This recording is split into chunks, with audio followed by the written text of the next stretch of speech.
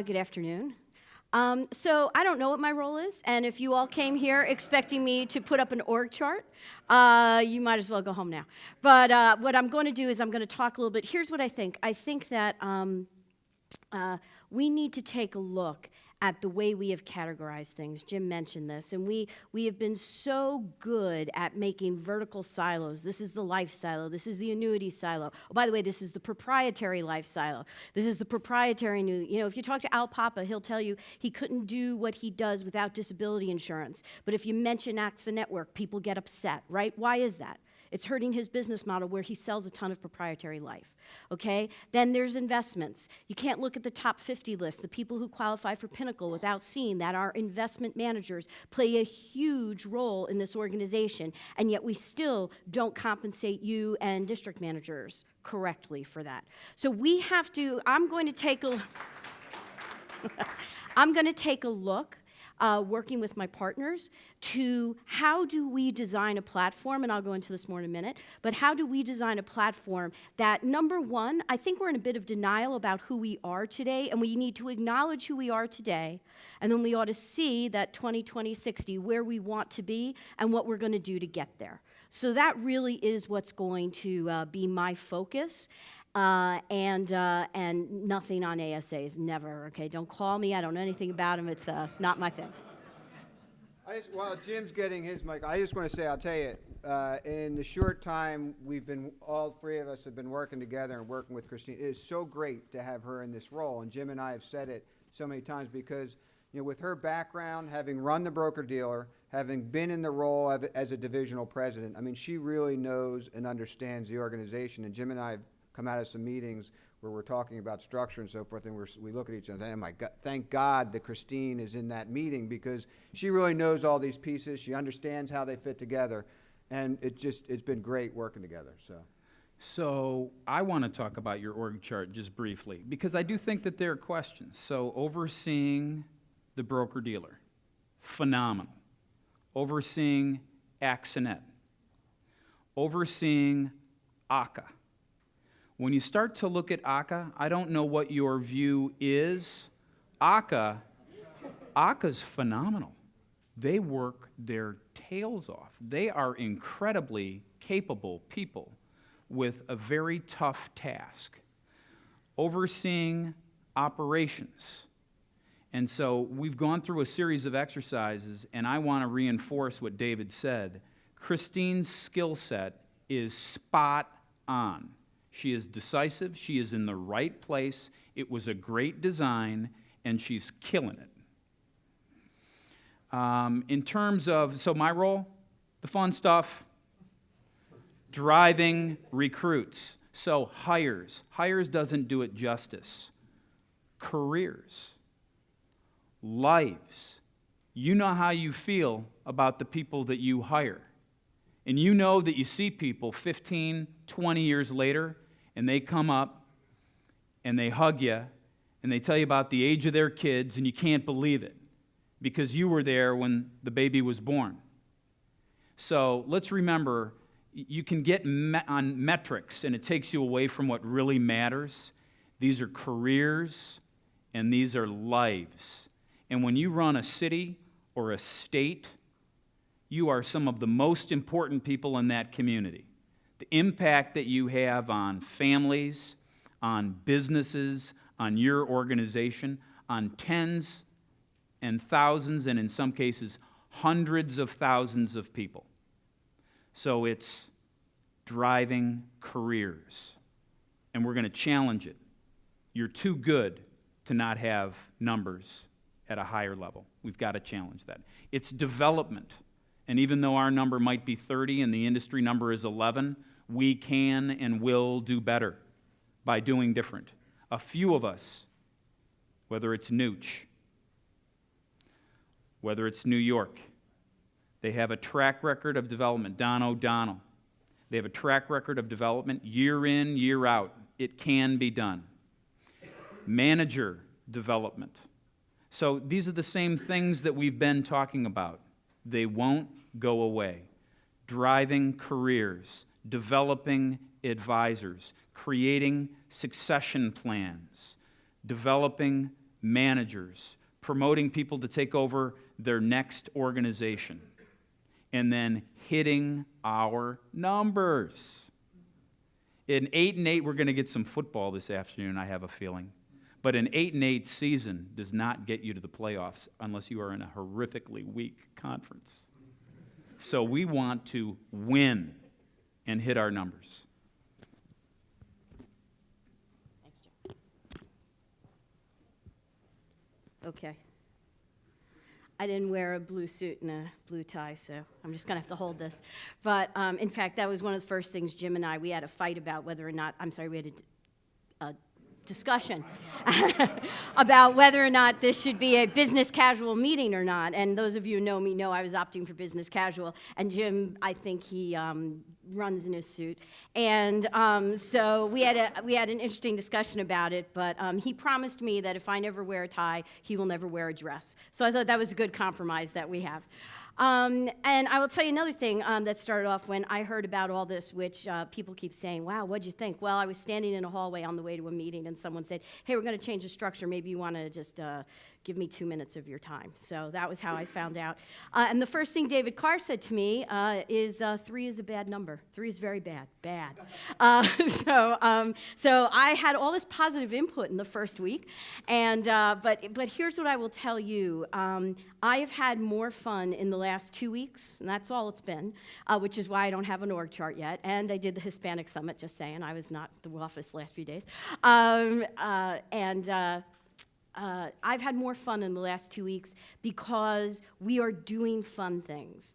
Because I do have an unusual background here. I have run a subsidiary business for this company, and I've worked with all of you, or many of you, in our division. Number 1 division, by the way, as of right now, just saying. And so what I would say is that my unique view about this is we need to start acknowledging where we are. Because I don't even think we do that. And I think we get ahead of ourselves on things. So how many people in this room, and I'm one of them, have had digital yelled at me, right? Digital, digital, digital. I'm not sure I know what that means. So a lot of you have heard me say this, but John Rivet showed me State Farm's app. And if you get a minute, go online, just play around with it. And what they've done is this really cool thing. And I was doing it at home on my iPad, and my daughter actually came up to me and said, Mom, what game are you playing? You know, so we're all like, oh, it's the game of life, honey. But it was just basically they automated their fact find in a fun, cool way. And when you get to the end of that, you can start building your relationship, but you already have your fact find done. Are we going to do that? I don't know.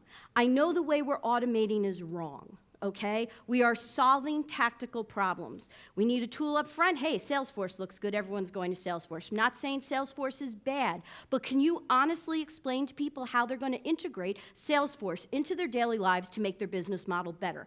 If you can, we can meet at the coffee. Well, there are no breaks, but we can meet at some point and you can tell me how, because I don't have a good explanation for that, okay? E-apps, nothing wrong with them. They're getting better. I know, Greg, don't say anything. But they are getting better. Okay, they will be a useful tool. How do they work with everything else? What's good about them? If I can't tell you that story and you can't tell your teams that story, how are we ever going to adopt digital? But here's the other thing that really upsets me is we keep saying, don't worry about it. The other insurers aren't there either. I don't get up in the morning and say to myself, it's okay, NyLife isn't doing it. I get up in the morning and say, I am crushing those jerks at those other firms, okay? Isn't that what you want to do? Don't you want to be able to look at a prospect and say, there is no way that you are going to do better anywhere else in our community unless you are associated with us, and here are the 5 reasons why. That's my job, okay? So it's not an org chart. But we are going to give you some logic through your platforms so that you can understand what value they bring, who they bring the value to. And here's something else, and poor Tony and Jorah got stuck with me on the way from the airport, so I was practicing on them. But I was saying, you know, guys, listen, the other thing is we can't continue to work in this wonderful capitalist society and be a group of socialists. We try and pretend that everybody's the same and has the same needs and needs the same platforms and needs to be treated the same way. That's ridiculous, okay? That is absurd. And we want to get away from that. Now, we're not going to do it by giving all the goodies to the top 10 guys and screwing the bottom 10, right? Okay, that is not what's going to happen. But we're going to take a thoughtful approach at what we can do to segment things that make sense. How do you do that? Robust platforms. Do I think we have robust platforms? I think we have 72 non-communicating robust platforms, okay? I'm not smart enough for that. I need that brought down to a model that is streamlined, that makes sense. Why? Because you should not be worrying about that. I almost made 2 years as a DP, so Vinny's betting that I wouldn't last 6 months. He lost the over-under on that, right? But in my almost 2 years, what I will tell you is I have never respected people as much as I respect the branch managers and what you're up against. You have the reps coming to you all day long.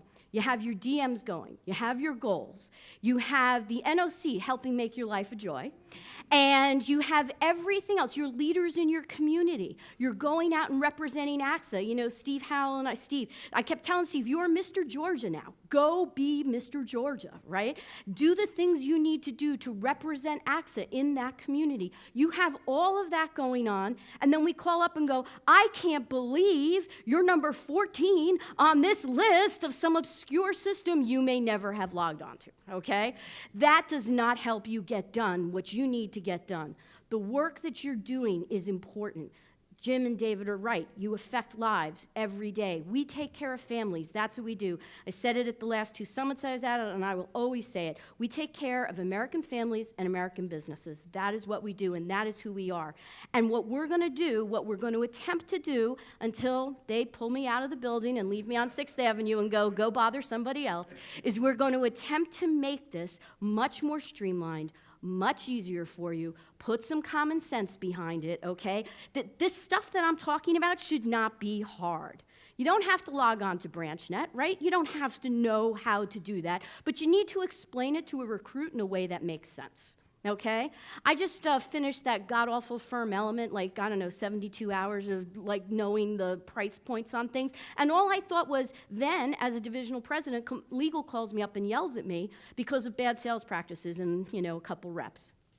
I got to tell you, I thought firm element was to help with sales practices, to remind people every year, kind of, yeah, you know, you got to report that, and it's really not a good idea to, you know, have that OBA nobody knows about, right? But we don't do that. We have these really convoluted, product-oriented, bizarre things, and we call them firm element.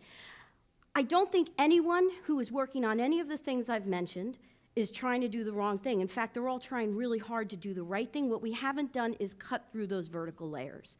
And really, that's what I'm going to be doing. And I agree. Keep the emails and phone calls coming. Keep telling me what you need. I can promise you we cannot change it overnight, but I can promise you what we can change is your communication and activism with us, okay?